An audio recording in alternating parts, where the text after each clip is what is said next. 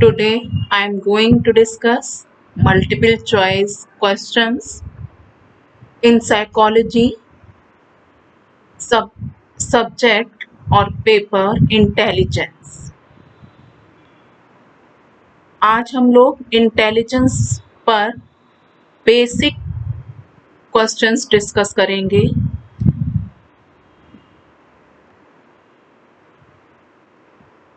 पहला, बुद्धि को परिभाषित कैसे किया जा सकता है?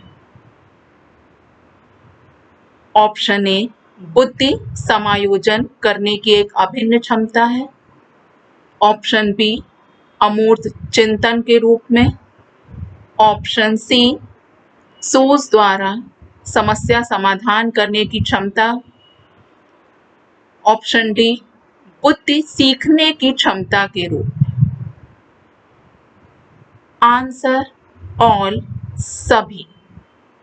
सभी ऑप्शन सही हैं।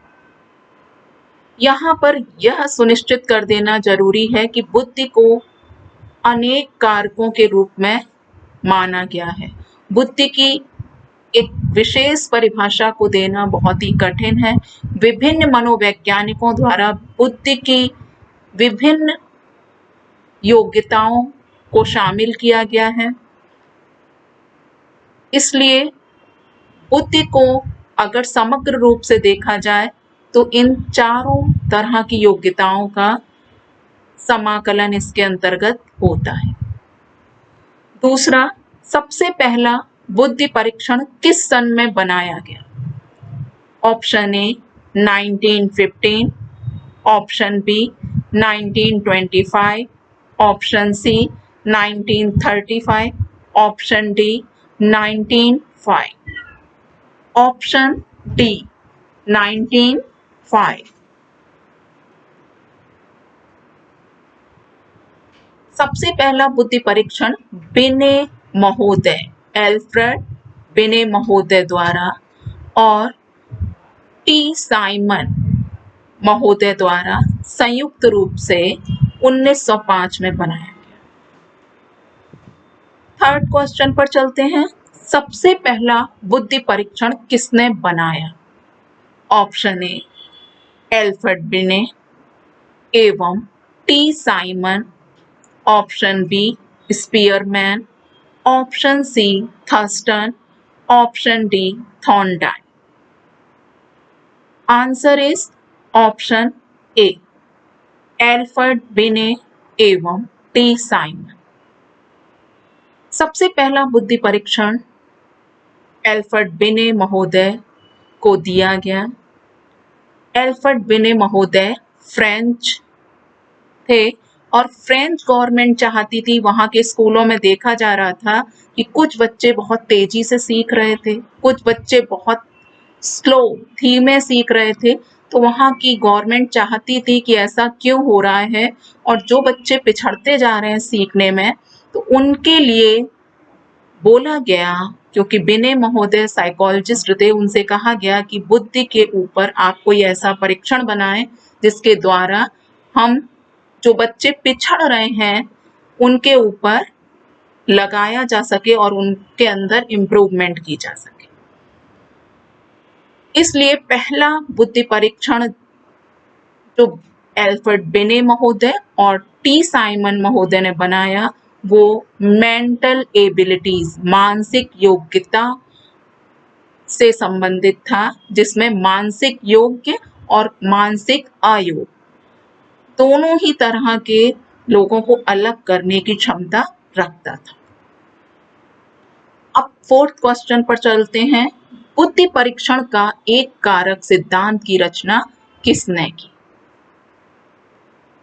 एक कारक सिद्धांत unifactor theory.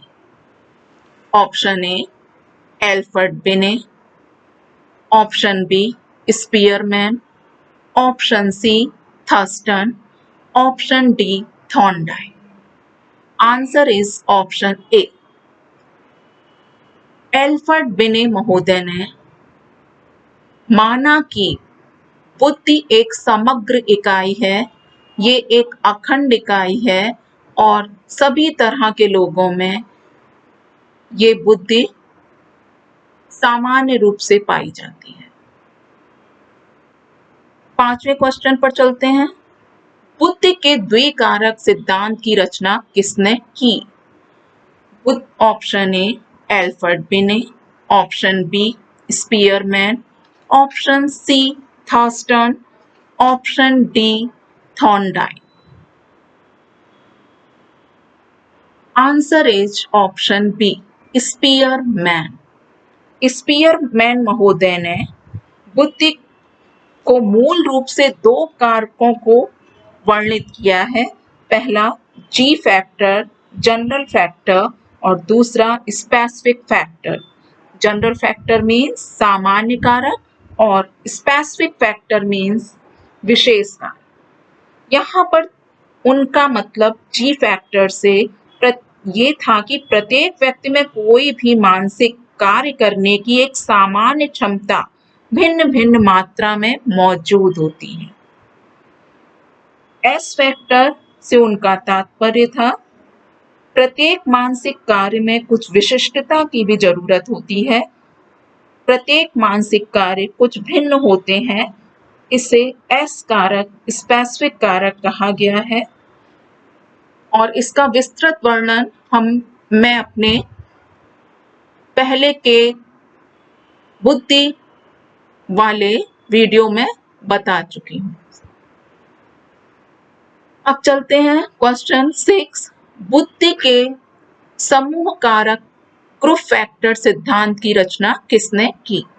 Option A Alfred Binet, option B Spearman, option C Thurstone, option D Thorndike. यहाँ पर आंसर है ऑप्शन सी थर्स्टन महोदय। थर्स्टन महोदय ये मानते थे कि अलग अलग ग्रुप का एक अलग अलग प्राइमरी फैक्टर होता है। जो प्राइमरी फैक्टर है उसको सामान्य फैक्टर भी कहा जा सकता है।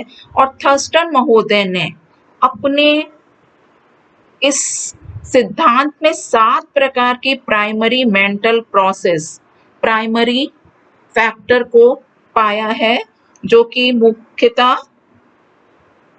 है पहला वर्बल मीनिंग एबिलिटी, शब्दों के अर्थ समझने की क्षमता। दूसरा वर्ड फ्लुएंसी एबिलिटी, दिए हुए शब्दों से अलग शब्दों को सोचने की क्षमता। तीसरा स्पेशल एबिलिटी, काल्पनिक रूप से वस्तुओं के परिचालन की क्षमता। चौथा न्यूमेरिकल एबिलिटी, परिशुद्धता एवं तीव्रता के साथ आंशिक परिकलन।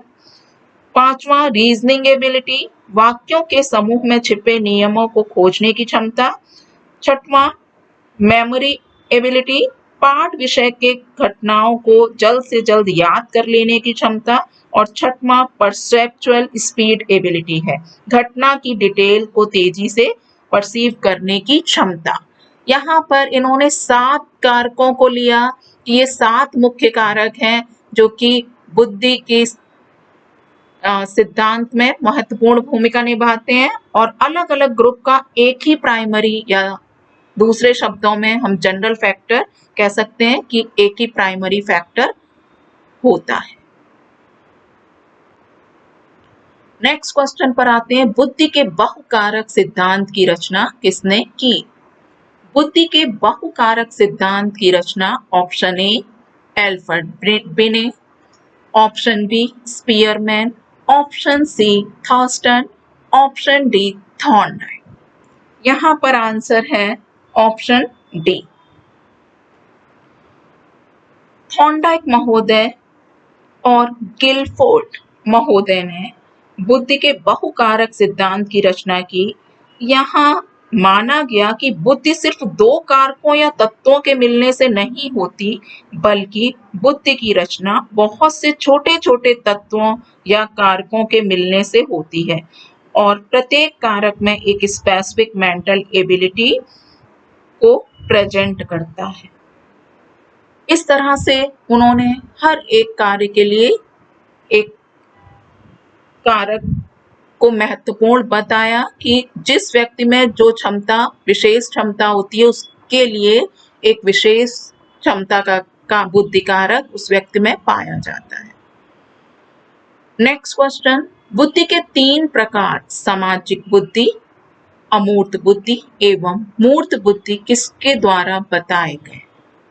Option A Alfred Binet, option B Spearman, option C Thurstone, option D Thorndike. यहाँ पर ऑप्शन डी थॉर्नडाइक। थॉर्नडाइक महोदय ने बुद्धि को 3 तरह से प्रकार बताए।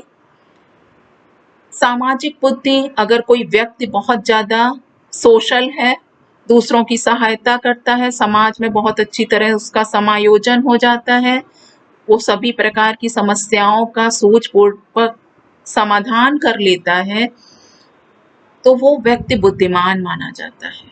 अमूर्त बुद्धि के अंतर्गत जो व्यक्ति फॉर्मूला को समझने की बहुत अच्छी समझ रखता है, वैज्ञानिक और मैथमेटिशियंस इस प्रकार की बुद्धि के अंतर्गत आते हैं। मूर्त बुद्धि को कॉन्क्रीट या वो बुद्धि है जहाँ स्किल्स बिल्कुल मूर्त रूप में दिखाई देती हैं, तो वह व्यक्ति मूर्त रूप से बुद्धिमान हो सकता है। तो यहाँ पर बुद्धि के 3 प्रकार सामाजिक बुद्धि, अमूर्त बुद्धि एवं मूर्त बुद्धि का वर्णन थॉर्नडाइक महोदय ने बताया है। अब चलते हैं 9th क्वेश्चन की तरफ। बुद्धि लब्धि का फॉर्मूला क्या है? Option A IQ is equal MA upon CA into 100, option B MA is equal IQ oblique CA into 100, option C CA is equal MA upon IQ into 100, option D 100 is equal MA upon CA into IQ. Answer is A. IQ means here intelligence quotient बराबर MA mental ability upon CA chronological ability age into 100। ये सही उत्तर है कि बुद्धि लब्धि मानसिक आयु और वास्तविक आयु को भाग देने के बाद जो कुछ भी आता है उसको 100 से मल्टीप्लाई कर देने से बुद्धि लब्धि प्राप्त हो जाती है। आज के लिए ये कुछ बेसिक क्वेश्चंस जो बुद्धि से रिलेटेड हैं। आगे के वीडियो में मैं फंडामेंटल बेसिक्स डालूंगी बुद्धि के, और तीसरे वीडियो में बुद्धि के एडवांस क्वेश्चंस MCQ के डालूंगी। इस तरह से हर एक चैप्टर को 3 भाग में कैटेगराइज करके मैं पूरा डिटेल में डिस्कस करूंगी, ताकि ये आपको बहुत गहराई से आप इसको समझ सकें। जो लोग अगर इसको सुन रहे हैं और इस चैनल को इच्छा रखते हैं आगे पढ़ने की, प्लीज इसको सब्सक्राइब कर लीजिए, क्योंकि ये आगे आपके कंपटीशन के लिए बहुत ज़्यादा बेनिफिशियल होने वाला है, क्योंकि मैं इसको कंपटीशन के पॉइंट ऑफ व्यू से ही बना रही हूँ।